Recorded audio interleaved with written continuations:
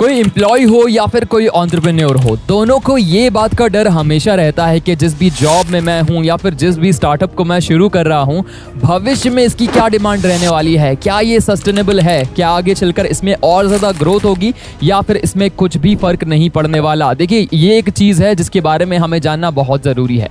इसीलिए आज हम जानने की कोशिश करेंगे कि 2025 और 26 के सालों में कौन से वो बिजनेसेस रहने वाले हैं जो बहुत ज़्यादा फ्लरिश करने वाले हैं, उसके पीछे के रीजंस क्या हैं, और साथ में जानेंगे कि क्या क्या टेक्नोलॉजी तब आ चुकी होगी जिसकी वजह से अलग अलग तरह के बिजनेसेस भी फ्लरिश कर सकते हैं। साथ में जानेंगे कि कौन कौन सी वो कमोडिटीज रह सकती हैं जिनकी डिमांड बहुत ज़्यादा बढ़ जाएगी। जानने की कोशिश करते हैं ये सारी बातें और बहुत कुछ आज इस वीडियो में।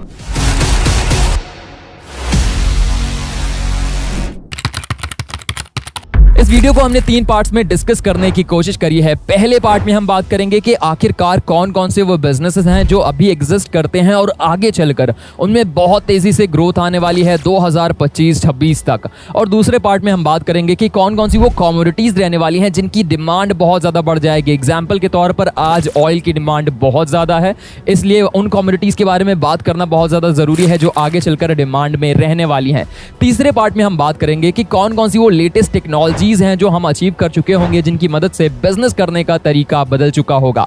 जानते हैं ये सारी बातें एक एक करके। सबसे पहले बात कर लेते हैं उस बिजनेस के बारे में जिसमें मल्टी बैगर रिटर्न मिलने की बात कही जा रही है। बोला जा रहा है कि ये बिजनेस जब से आया है पूरी दुनिया में तहलका मचा दिया है। वो बिजनेस है ई कॉमर्स का। जब से ई कॉमर्स आया है हर देश में ये छा गया है। उसके पीछे का रीजन ये है कि लोग अब बेहतरीन सर्विस के लिए एडिक्टेड हो चुके हैं। एक और रीजन मैं आपको बता दूं कि एआई का जो रिसेंटली डेवलपमेंट हुआ है ना, इसके बाद से देखा जाएगा जो कस्टमर प्रेफरेंस है इसको समझने में बहुत ज़्यादा आसानी मिलेगी, जिसकी वजह से इस सेक्टर में और रिटेल सेक्टर में बहुत तेज़ी से हमें ग्रोथ देखने को मिल सकती है। यही रीज़न है कि रिलायंस के चेयरमैन मुकेश अंबानी हैविली इसमें इन्वेस्ट कर रहे हैं। उन्होंने रिसेंटली 1.5 लाख करोड़ के फंड भी रेज किए हैं अपने जियो प्लेटफॉर्म्स में इन्वेस्ट करने के लिए, क्योंकि भाई रिलायंस का जो रिटेल सेक्टर है वो आगे चलकर बहुत ज़्यादा डोमिनेट करने वाला है इंडिया के अंदर when it comes to retail market. E commerce इनका बहुत ही तगड़ा मार्केट रहने वाला है जहां पर ये हैविली पैसा कमा सकते हैं। दूसरा जो बिजनेस बहुत ज़्यादा तहलका मचाने वाला है 2025-26 तक वो होने वाला है रिन्यूएबल एनर्जी का। रिन्यूएबल एनर्जी के बिजनेस में दुनिया भर की सरकारें एक तरफ दिखती हैं। जब गवर्नमेंट का आपको सपोर्ट है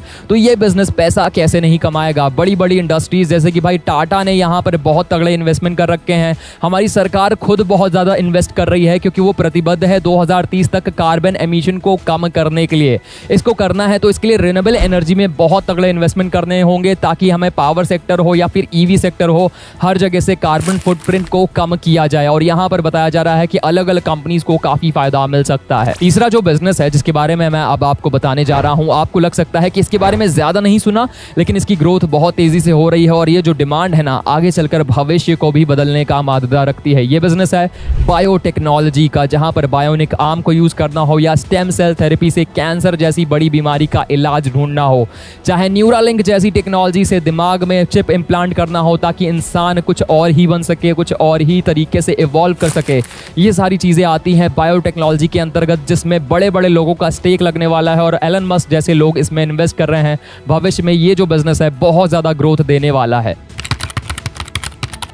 तो ये तो बात हो गई उन बिजनेसेस के बारे में जहां पर भविष्य में 2025-26 तक तगड़ी ग्रोथ देखने को मिल सकती है। अब बात करते हैं उन कमोडिटीज की जो बहुत ज़्यादा महंगी हो सकती हैं, जिनकी डिमांड बहुत तगड़ी बढ़ सकती है। यहाँ पर सबसे पहले बात करना चाहूँगा कॉपर की। हम सब जानते हैं कि इलेक्ट्रॉनिक्स पर दुनिया निर्भर करती है और आगे चलकर जो इलेक्ट्रॉनिक मार्केट है वो बहुत तेज़ी से ग्रो करेगा। लेकिन कॉपर की डिमांड इसमें क्यों बढ़ रही है? क्योंकि हर जगह कॉपर का बहुत ज़्यादा इस्तेमाल होता है। आपके घर में जो वायर लगी है, अगर कोई वायर का टुकड़ा आपके पास हो उसको खोल कर देखिएगा, उसके अंदर जो वायर का एलिमेंट है वो कॉपर है और आगे चलकर कॉपर की डिमांड बहुत तेजी से बढ़ने वाली है। एक रिपोर्ट के मुताबिक दुनिया में 4.7 मिलियन टन की कॉपर की खपत होने वाली है 2030 तक। इसके लिए बताया जा रहा है कि बहुत सारे लोगों को तैयारी करनी है। कॉपर की स्मेल्टिंग बहुत तेजी से बढ़ेगी और इस बिजनेस में अब गौतम अडानी भी उतर चुके हैं और इसमें गुजरात में उन्होंने डेवलपमेंट शुरू भी कर दिए हैं। आगे चलकर वो इससे अच्छा खासा फायदा कमा सकते हैं। दूसरी जो कमोडिटी है जिसके बारे में मैं अब बात करने वाला हूं, आपको लग सकता है कि भैया इसकी क्या ही डिमांड होगी, ये तो हम आए दिन देखते हैं, यूज़ करते हैं, इसमें क्या ही फ़र्क पड़ जाएगा। इसमें फ़र्क पड़ने वाला है। वो कमोडिटी है सोयाबीन। आपको लग सकता है कि सोयाबीन की क्या ही इंपॉर्टेंस बढ़ेगी, उसके पीछे का रीज़न ये है कि भैया प्रोटीन का एक बहुत अच्छा सोर्स है, ना सिर्फ ह्यूमंस के लिए बल्कि एनिमल्स के लिए भी। मीट कंजम्पशन भी तेज़ी से बढ़ रहा है और साथ में वेज मीट की भी बात चल रही है, यानी कि सिंथेटिक मीट की भी बात चल रही है, जहाँ पर ये कमोडिटी बहुत ज़्यादा हेल्पफुल साबित होती है। और कहा जा रहा है कि क्लाइमेट चेंज होने की वजह से इसकी जो कल्टीवेशन है उस पर बहुत तगड़ा इम्पैक्ट पड़ने वाला है सोयाबीन की, और सोयाबीन ऑयल की डिमांड बहुत ज़्यादा बढ़ने वाली है आगे आने वाले वक्त में। तीसरी कमोडिटी जिसके बारे में मैं अब आपको बताने वाला हूं, आप भी इस पर विश्वास करोगे और साथ में हमारे नेता भी इसके बारे में बोलते रहते हैं, ये है लिथियम। लिथियम यूज होता है लिथियम आयन बैटरीज बनाने के लिए, जो कि भविष्य की गाड़ियों को और बड़े बड़े जो हमारे व्हीकल्स हैं उनको चलाने में काम आने वाला है। लिथियम के रिजर्व जो देश बहुत ज़्यादा यूज़ करेगा, अच्छे से उसको यूटिलाइज करेगा, उसमें बहुत ज़्यादा ग्रोथ आने वाली है। और हमारे इंडिया में भी कोशिश की जा रही है कि जो लिथियम के भंडारण है अलग अलग जगहों में मिल रहे हैं उनको यूटिलाइज किया जाए। और जो अपनी डिपेंडेंस है दुनिया भर के अलग अलग देशों में, सबसे ज़्यादा वैसे भंडारण अभी अर्जेंटीना में मिलते हैं। बताया जाता है कि वहाँ पर जितने रिजर्व्स हैं पूरी दुनिया में मिलाकर उतने रिजर्व्स नहीं पाए जाते। इसलिए मैं कह रहा हूँ कि लिथियम एक बहुत ही तगड़ी कमोडिटी होने वाली है जो आगे चलकर बहुत ज़्यादा बड़ा बिजनेस क्रिएट कर सकती है बड़े बड़े सेक्टर्स में। तो अब बात कर लेते हैं उन टेक्नोलॉजिकल एडवांसमेंट्स के बारे में जिसकी मदद से नक्शा ही बदल जाएगा पूरी दुनिया और इंसानियत का। पहला है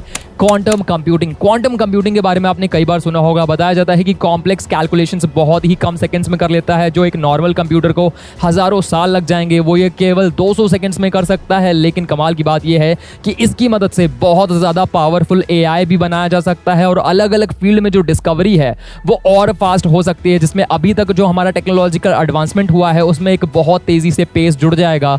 ये भी देखना एक चमत्कार से कम नहीं होगा। अगली जो चीज़ है वो है भाई internet of things. Internet of things के बारे में भी आपने कई बार सुना होगा कि आपने आवाज़ करी या फिर आपने केवल इशारा किया और कोई भी चीज़ आपके कहने पर हो रही है, तो ये चीज़ें बिल्कुल अभी भी पॉसिबल हैं और आगे चलकर एडवांस स्टेज में चली जाएंगी, जिसकी मदद से बहुत सारी चीज़ें बदल जाएंगी। मतलब कि आप इमेजिन करोगे और चीज़ें यहाँ पर होने लग जाएंगी, तो भाई ये सोचने में भी बहुत मुश्किल लगता है, लेकिन ये पॉसिबल हो जाएगा।